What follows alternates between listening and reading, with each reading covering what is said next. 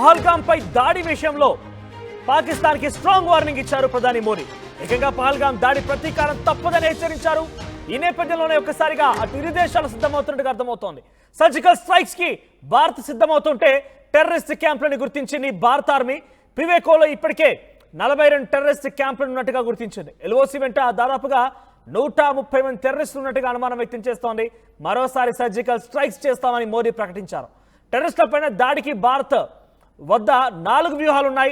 Direct army వెళ్లి దాడి చేయడం ఒక ఎత్తు అయితే, రెండవది ఎయిర్ ఫోర్స్ లో వెళ్లి బాంబులు వేయడం, మూడవది భారత భూభాగం నుంచి మిసైల్స్ అటాక్ చేయడం, ఇక నాలుగవది డ్రోన్ల ద్వారా టెర్రరిస్టుల క్యాంప్ పైన దాడి చేయడం. ఈ 4 వ్యూహాలతో ముందుకెళ్లబోతోంది. ఒకసారి మనం ఆ ప్రత్యక్ష సాక్షులు మాట్లాడిన మాటలు విన్నాం. ఆ తర్వాత చాలా మంది కూడా అక్కడ ఆ ఉగ్రదాడిలో ప్రాణాలతో బయటపడిన వారందరూ కూడా ఒకసారిగా ప్రాణాల చేతిలో పెట్టుకొని బిక్కుబిక్కుమంటూ బయటకు వచ్చిన ఆ సందర్భం కూడా ఉంది. ఒకసారి అసలు ఇరు దేశాలు సిద్ధమవుతున్నటువంటి ఇరు దేశాల యుద్ధానికి సంబంధించి ఆ మిసైల్ టెస్టింగ్ కొనసాగుతోంది. ఒకసారి ఆ టెస్టింగ్ సంబంధించి ఆ దృశ్యాలు చూసే ప్రయత్నం చేద్దాం. సో ముందుగా ఆ టెస్టింగ్ తాలూకు ఇటు ఐఎన్ఎస్ఎస్ నుంచి ఇక్కడ చూడండి, పాకిస్తాన్ ఒకవైపు సిద్ధమవుతోంది, భారత్ కూడా సిద్ధమవుతోంది. ఐఎన్ఎస్ఎస్ సూరత్ నుంచి ఈ యొక్క మిసైల్ ప్రయోగం జరిగింది. ఇటువైపు పాకిస్తాన్ నుంచి ఎయిర్ టు ఎయిర్ ఫైరింగ్ కొనసాగుతుంది. అంటే ఆ యుద్ధానికి ముందు వారు కొంచెం టెస్టింగ్ చేస్తున్నట్టుగా అర్థమవుతోంది. ఇరు దేశాలు సిద్ధమవుతున్నాయి. మరోవైపు ఇండస్ వాటర్ ట్రీటీని రద్దు చేసినట్టుగా భారత ప్రభుత్వం డిక్లేర్ చేయడంతో ఎవరైనా కనుక వాటర్ నిలిపివేస్తే డెఫినెట్గా అంతకంతకు రుచి చూడాల్సి ఉంటుంది. మిసైల్స్తో సిద్ధంగా ఉన్నాం, మిసైల్స్తో వారందరినీ అంతు చూస్తామంటూ పాకిస్తాన్ కూడా హెచ్చరిస్తోంది. ఇక ఇండియా కూడా ఇప్పటికే సంసిద్ధమైపోయింది. ఐఎన్ఎస్ఎస్ సూరత్ నుంచి ఆ మిసైల్ ప్రయోగం జరిగింది. దానికి సంబంధించి మనం చూస్తే ఇందాక చెప్పాను కదా, 4 వ్యూహాలని చెప్పి డైరెక్ట్గా పాకిస్తాన్లోకి వెళ్ళిపోయి దాడి చేయడం, ఎయిర్ ఫోర్స్లోకి వెళ్ళి బాంబులు వేయడం, భారత భూభాగం నుంచి మిసైల్స్తో అటాక్ చేయడం, డ్రోన్ల ద్వారా టెర్రరిస్టుల క్యాంపులపై దాడి చేయడం. ఈ 4 వ్యూహాల్లో అన్నిట్లకు టెస్టింగ్ కొనసాగుతోంది. భారత్ ఒకవైపు, పాకిస్తాన్ ఒకవైపు సంసిద్ధంగా ఉన్నాయి. ఎవరి ప్రయత్నాలు వారు చేస్తూనే ఉన్నారు. టెస్టింగ్ రూపంలో ఒకరినొకరు అలర్ట్ చేస్తున్నారు, ఒకరినొకరు భయభ్రాంతులకు గురి చేస్తున్నారు. ఇక ఇండియా పైన sea skimming test, India sea skimming test కు పాల్పడితే అటు Pakistan air to air firing కి పాల్పడింది. ప్రస్తుతం ఈ 2 దృశ్యాలు వైరల్ గా మారాయి. ఒకదాని పైన ఒకటి సంసిద్ధంగా ఉన్నట్టుగా ప్రకటించుకుంటున్నాయి. కానీ ఏ మాత్రం కూడా భారత్ తాటికి పాకిస్తాన్ అల్లాడిపోవాల్సిందే, భారత్ తాటికి పాకిస్తాన్ అతలాకుతలం అవ్వాల్సిందే. ఇప్పటికే ఒక రకంగా భారత్ ఏం చేస్తుందోనన్న ఆందోళన పాకిస్తాన్లో వ్యక్తమవుతోంది. పాకిస్తాన్ ప్రధాని ఒక్కసారిగా అల్లాడిపోతున్నారు. అసలు ఇలా ఎదుర్కోవాలనే విషయం పైన చాలా పెద్ద ఎత్తున ఆయన ఆందోళన పడుతున్నారు కూడా. దీనికి సంబంధించిన ఏం జరగబోతోంది, ఈ ఇరు దేశాలు కూడా యుద్ధానికి సంసిద్ధమవుతున్న నేపథ్యంలో ఎటువంటి విధంగా ఉండబోతుంది, మరిన్ని అప్డేట్స్ మా ప్రతినిధి సచిన్ అందిస్తారు. సచిన్, సో ఏంటి ఎలా ఉండబోతోంది? ఒకసారి సచిన్ దగ్గర నుంచి మరిన్ని అప్డేట్స్ తీసుకునే ముందు అసలు మోడీ ఏం చెప్పారు, మోడీ ఎటువంటి వార్నింగ్ ఇచ్చారు పాకిస్తాన్ చూసే ప్రయత్నం చేద్దాం. 22 अप्रैल को जम्मू कश्मीर के पहलगाम में आतंकियों ने मासूम देशवासियों को जिस बेरहमी से मारा है, उससे पूरा देश व्यथित है। कोटि कोटि देशवासी दुखी हैं। सभी पीड़ित परिवारों के इस दुख में पूरा देश उनके साथ खड़ा है। जिन परिवारजनों का अभी इलाज चल रहा है, वे जल्द स्वस्थ हो, इसके लिए भी सरकार हर प्रयास कर रही है। साथियों, इस आतंकी हमले में किसी ने अपना बेटा खोया, किसी ने अपना भाई खोया, किसी ने अपना जीवन साथी खोया है। उनमें से कोई बांग्ला बोलता था, कोई कन्नड़ा बोलता था, कोई मराठी था, कोई ओडिया था, कोई गुजराती था, कोई यहां बिहार का लाल था। आज उन सभी की मृत्यु पर करगिल से कन्याकुमारी तक हमारा दुख एक जैसा है। Today from the soil of Bihar I say to the whole world, India will identify, track and punish every terrorist and their backers. We will pursue them to the ends of the earth. India's spirit will never be broken by terrorism. Terrorism will not go unpunished. Every effort will be made to ensure that justice is done. The entire nation is firm in this resolve. Everyone who believes in humanity is with us.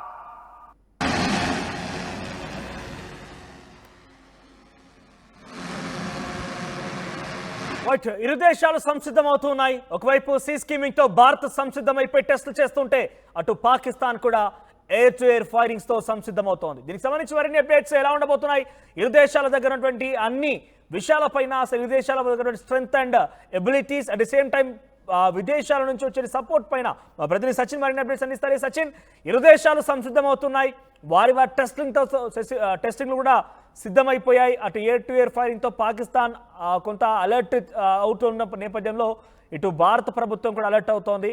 So ఇవి ఎక్కడి వరకు దారితీసే అవకాశం ఉంది? యుద్ధానికి దాదాపుగా ముహూర్తం fix అయినట్టుగానే కనబడుతోంది. ఇరు దేశాలు కూడా సంసిద్ధమయ్యాయి. ఎలా ఉండబోతోంది మనోజ్? యుద్ధం కనుక ఒకవేళ పాకిస్తాన్ ప్రధాని షహబాజ్ షరీఫ్ ఇప్పటికే మీటింగ్ ఏర్పాటు చేయడం జరుగుతోంది. పాకిస్తాన్ కనుక కయ్యానికి కాలు దూతే వారు వన్ సైడ్ అయ్యే అవకాశం కనిపిస్తోంది. ఎందుకు నేను ఈ మాట అనే ప్రయత్నం చేస్తున్నాను కనుక సర్జికల్ స్ట్రైక్ కి సంబంధించి రుచి చూస్తుంది. అంతకన్నా ముందు కార్గిల్ యుద్ధానికి సంబంధించి రుచి చూస్తుంది. కార్గిల్ యుద్ధం భారతీయులకు సంబంధించి భారతీయ సైనికుల తెగువను చూపిస్తే ఇక్కడ సర్జికల్ స్ట్రైక్స్ ఇంకొకసారి యువ భారతావనికి సంబంధించి భారత సైనికుల దమ్మును చూపించింది. ఆ తర్వాత బాలాకోట్ భారత సత్తాను టెక్నాలజికల్ పరంగా కావచ్చు, తెలివి పరంగా కావచ్చు, లేకపోతే ధైర్య విషయంలో కావచ్చు, సాహస విషయంలో కావచ్చు, తెగువ విషయంలో కావచ్చు, లేకపోతే వైమానికంగా కావచ్చు, ఎటువంటి తెగువ చూపించగలదు, ఎటువంటి తెలివితేటలతో సత్తాతో ముందుకు వెళ్ళగలదు చూపించే ప్రయత్నం చేస్తుంది బాలాకోట్.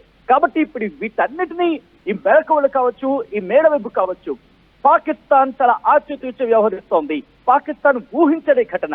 పాకిస్తాన్ ఏదో ఒక కెలికైనా అనుకుంటే కనుక పహల్గామ్ కి సంబంధించి ప్రస్తుతం పశ్చాత్తాపడే సిచ్యువేషన్ లో పాకిస్తాన్ ఉంది అనుకునేటువంటి అతిశయోక్తి లేదు. ఎందుకంటే ఆ భయం, ఆ వణుకు పాకిస్తాన్ ఇప్పుడు నరాన కనిపిస్తుందని చెప్పినటువంటి అతిశయోక్తి లేదు. ఎందుకంటే బెస్ట్ ఎగ్జాంపుల్ బాలాకోట్ వీళ్ళు అక్కడ రీకలెక్ట్ చేస్తున్నారు. ఎందుకు బాలాకోట్ రీకలెక్ట్ చేస్తున్నారు అనే మాటను ఇక్కడ ఉపయోగించడం జరుగుతుందంటే, ఎప్పుడైతే పుల్వామాలో అటాక్ చేసినప్పుడు ఎందుకు పాకిస్తాన్ అక్కడ ఉరికింది, ఎందుకు ఎయిర్ స్పేస్ ని వెంటనే తమ ఆధీనంలోకి తీసుకుంది, పూర్తిగా కంట్రోల్ తీసుకుంది, రావల్పేట నుంచి కరాచీ నుంచి పూర్తిగా సెక్యూరిటీ ఎందుకు బోర్డర్ వైపు పంపించింది అనే క్వశ్చన్ కనుక రైట్ అయినప్పుడు, ఎస్ బాలాకోట్కి సంబంధించి బాలాకోట్ వాళ్ళు ఇంకా వాళ్ళ మస్తిష్కంలో నరాన ఇంకా అది క్షీణించుకొని ఉంది. ఇన్ఫాక్ట్ అక్కడ టెస్ట్ వేసుకుని కూర్చుంది. అందుకే వెంటనే ఎయిర్ స్పేస్ ని వాళ్ళు అలర్ట్ చేస్తున్నారు. ఇక్కడ వాళ్ళు మర్చిపోయిన విషయం ఏంటంటే కనుక సర్జికల్ స్ట్రైక్ కి సంబంధించి బహుశా ఇప్పుడు వీళ్ళు గుర్తు చేసుకునే అవకాశం ఉంది. ఎందుకంటే మన వాళ్ళు ఒక్కసారి డిసైడ్ అయితే కనుక తట్టుకోవడం కష్టం అని వాళ్ళకి తెలుసు. ఎంత సేమ్ టైం ఘాజీ విషయంలో జరిగిన అంశంలో అక్కడ నేవీకి సంబంధించి కూడా తెగువను చూస్తున్నారు. కాబట్టి ప్రస్తుతం వెన్నులో ఉడుకు పుడుతోంది. అందుకే బహుశా ఈ డెవలప్మెంట్ లో భాగంగానే జైష్ ఏ మహమ్మద్ కి సంబంధించి కావచ్చు, లష్కర్ ఏ తైబాకి సంబంధించి కావచ్చు, ఇక్కడ వీళ్ళ అనుచరులుగా చెప్పుకుంటున్న వాళ్ళు, లేకపోతే దానికి సంబంధించి ఇంటర్లింక్ గా ఉన్నవాళ్ళు, లేకపోతే ఈ ఉగ్ర సంస్థలకు సంబంధించి డిప్యూటీ లెవెల్లో ఉన్న కమాండర్స్ కావచ్చు, వాళ్ళు బయటకు వచ్చి ఇది మాకు సంబంధం లేదు ఎందుకు చెప్పాల్సి వస్తుంది?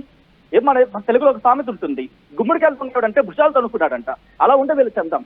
ఒకవేళ మీ తప్పు లేదు, మూసి కూర్చోండి. ఇదే ప్రశ్న అందరూ క్వశ్చన్ చేయడం జరుగుతోంది.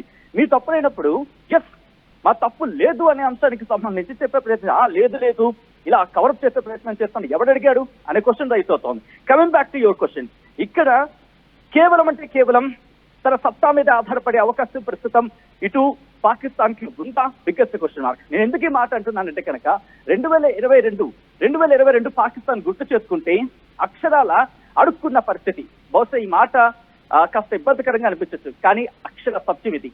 ఆ సందర్భంలో ఏ దేశం తమను కాపాడుతుందా అని చెప్పి అనుకున్న సందర్భంలో అంతర్జాతీయ సమాజం ఆదుకుంది కాబట్టి ఈ రోజు తినడానికి గింజలున్న పరిస్థితి అని పాకిస్తానే ఒప్పుకోవాల్సిన నగ్న సత్యం. అలాంటి సందర్భంలో తినడానికి తిండి లేని పరిస్థితుల్లో ఇప్పుడు యుద్ధానికి దిగితే దాని పరిస్థితి ఎలా ఉంటుందో తెలుసు. ఎందుకంటే సబ్జెక్ట్ కరెక్షన్ ఇంకొక 2 ఏడాదిన్నరకు మాత్రమే సంబంధించిన నిధులు వాళ్ళ దగ్గర ఉన్నాయండల్లో ఎటువంటి అతిశయోక్తి లేదు.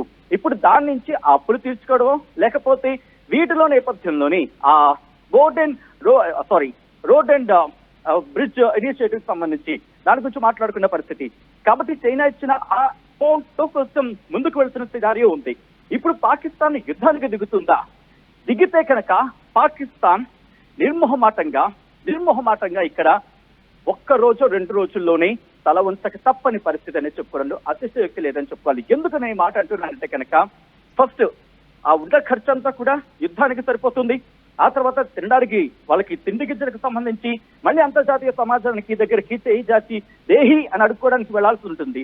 ఎందుకంటే లాస్ట్ టైం ఇదే జరిగింది. వెళ్ళినప్పుడు ఇవ్వలేని కొన్ని సందర్భంలో అప్పుడు కాస్త ఆచితూచి అడుగులేసి అప్పుడు మళ్ళీ అంతర్జాతీయ సమాజం నుంచి డబ్బులు తెచ్చుకుని ఇప్పుడు ప్రస్తుతం ప్రభుత్వం ముందుకు వెళ్తున్న సందర్భం ఉంది. సచిన్, నిజంగా యుద్ధమే మొదలైపోయి యుద్ధం కనుక జరగడం ప్రారంభిస్తే విదేశాల నుంచి రెస్పాన్స్ వచ్చే అవకాశం, అంటే పాకిస్తాన్ కి కూడా చాలా చైనా మద్దతు ఉండే అవకాశం కూడా ఉంది. కాబట్టి ఇటు ఇండియా చుట్టూరు ఉన్నటువంటి బంగ్లాదేశ్ తో కొంత ఇండియాకి కొంత ఇండైరెక్ట్ గా కోల్డ్ వారే కొనసాగుతుంది. ఎందుకంటే అటు బంగ్లాదేశ్ నుంచి వదిలిపోయి వచ్చినటువంటి ప్రధాని ఆశ్రయం కల్పించారు కాబట్టి చైనాతో విభేదాలు ఉన్నాయి, శ్రీలంకతో విభేదాలు ఉన్నాయి, పాకిస్తాన్తో కూడా విభేదాలు ఉన్నాయి. చుట్టుముట్టు అన్ని కూడా భారతదేశానికి కొంత విభేదాలు ఉన్నటువంటి ప్రాంతాలే కాబట్టి ఇండియాకి ఎటువంటి సపోర్ట్ వచ్చే అవకాశం ఉంది విదేశాల నుంచి. ఇక్కడ ఒక బెస్ట్ ఎగ్జాంపుల్ ఇచ్చే ప్రయత్నం చేస్తున్నాను. ఇక్కడ పాకిస్తాన్ కి కీలకంగా ఇప్పుడు ఈ సందర్భంలో ఆపద్బాంధవుల్లో కనిపిస్తున్న ఒకే ఒక దేశం ఏదైనా ఉందంటే కనుక నెత్తి మీద ఉన్న చైనా. ఆ చైనా ఆదుకోవాలంటే ఆలోచించుకోవాల్సిన పరిస్థితి. ఎందుకంటే ఇప్పటికే టారిఫ్లతో అదే ఒక్కసారిగా పరిణామాలన్నీ భారత్ కి అనుకూలంగా ఉన్నాయి. ఈ పహల్గాం విషయంలో తప్ప అనవసరంగా తిరుక్కుంది పాకిస్తాన్ చేసి జరుగుతోంది. నేను ఎందుకు మాట్లాడుతున్నానంటే చైనా కనుక సపోర్ట్ ఇవ్వాలి అనుకుంటే చైనా కొద్ది రోజుల క్రితం ఒక మాట ఉంది మనకి భారత్ కి సంబంధించి మనది టారిఫ్ల విషయంలో యుద్ధం సందర్భం వచ్చినప్పుడు భారత్ కూడా కలిసి వస్తే ముందుకు వెళ్తామంటూ చైనా చెప్పుకొచ్చిన సందర్భం.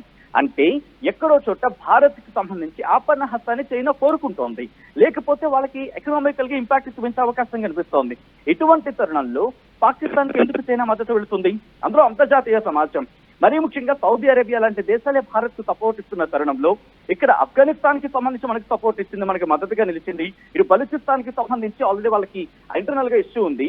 ఇన్ని ఉన్న తరుణంలో వేరే దేశం ఎందుకు వెళుతుంది? బంగ్లాదేశ్ సంగత బంగ్లాదేశ్ కు తెలుసు. ఒకవేళ బంగ్లాదేశ్ పాకిస్తాన్ కి మద్దతు ఇస్తే బంగ్లాదేశ్ అనేది అసలు ఉంటుందా? ఎందుకంటే బంగ్లాదేశ్ ప్రభుత్వమే కాదు, అక్కడ ప్రజలు తిరగబడతారు. ఎందుకంటే ఒకనొక సందర్భంలో బంగ్లాదేశ్ ఏర్పడడానికి భారత్ సహకరించింది. ఆ గుడ్ విల్ జస్టెడ్ ఎప్పుడూ ఉంది, బంగ్లాదేశ్ ఎప్పుడు గుర్తుంటుంది. కానీ ఒకవేళ అక్కడ పాలకులు కనుక కొంచెం ప్లేట్ ఫిరాయించే ప్రయత్నం చేస్తే ప్రజలే వాళ్ళని ఇంటికి పంపించే ప్రయత్నం చేస్తారు. కాబట్టి వాళ్ళకి కాషన్ ఎప్పుడు ఉంటుంది, ఆ జాగ్రత్తలు వాళ్ళు ఎప్పుడు ఉండాల్సిన సిచ్యువేషన్.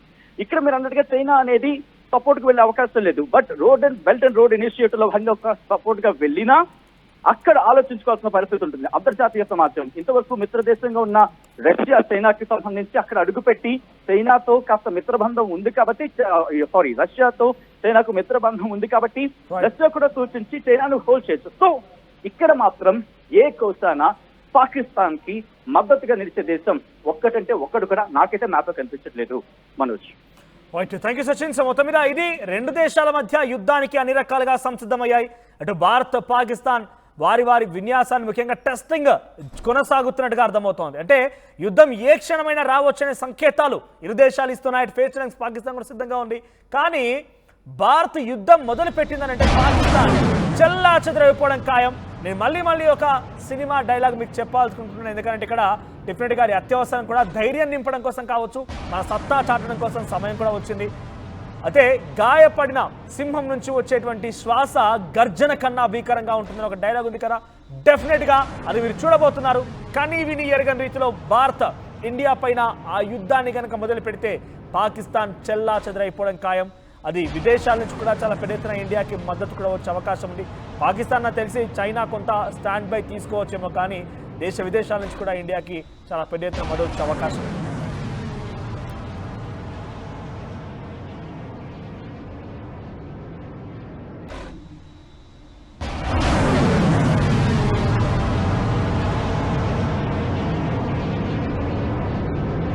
ఐఎన్ఎస్ సూరత్ నుంచి సీ స్కీమింగ్ టెస్ట్ కి పాల్పడుతుంటే పాకిస్తాన్ కూడా ఎయిర్ టు ఎయిర్ ఫైరింగ్ కి పాల్పడుతూ టెస్టింగ్ చేస్తోంది. ఇరు దేశాలకు సంబంధించి ఆ టెస్టింగ్ విజువల్స్ మీరు ఆర్టీవీ స్క్రీన్ పైన చూస్తున్నారు. సో డెఫినెట్ గా ఇండియాని తట్టుకోవడం పాకిస్తాన్ వంతు అవుతుందా? చూడాలి మరి ఏం జరుగుతుందనేది.